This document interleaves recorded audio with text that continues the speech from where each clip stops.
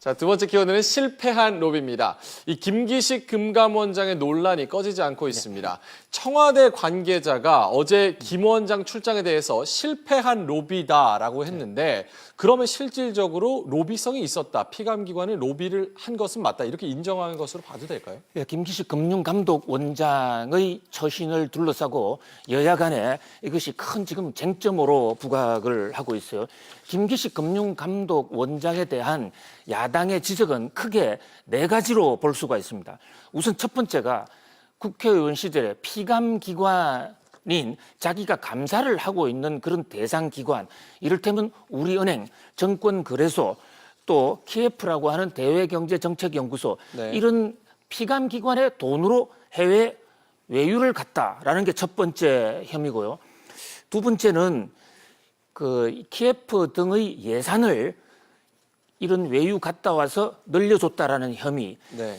그다음에 세 번째는 그 정식 직원이 아닌 교육 과정에 있는 인턴 여직원을 데리고 둘이서 단돌이 황제 외유를 떠나고 여행 갔다 오자마자는 무급인 인턴 직원을 9급, 7급으로 초고속 승진을 시켰다.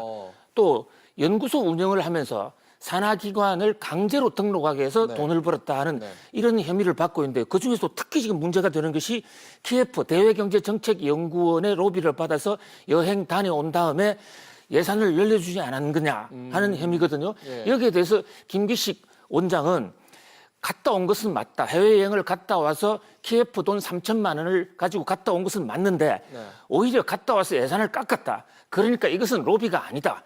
그래서 청와대 대변인은 실패한 로비니까 좀 잘 봐달라 이런 식으로 이제 해명을 했는데 나중에 청와대 대변인은 여기에 대해서 말이 좀 잘못됐다라고 좀 사과도 하기도 했어요.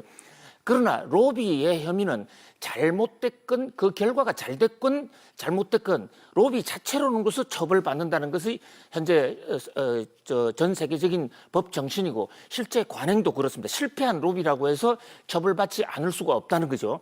그다음에 또 이 실패한 로비라고 주장한 청와대와 금융감독원의 주장이 알고 보니 거짓이더라. 네. 결국은 KF 대외경제정책연구원 그 해에 유럽 을 오픈하는 사무소를 오픈하는 예산은 할당하지 않았지만 그 다음에 이름을 바꿔서 예산을 주자라고 주장하는데 김기식 의원이 앞장섰다라는 게 국회 속기록에서 어제 나오게 됐어요.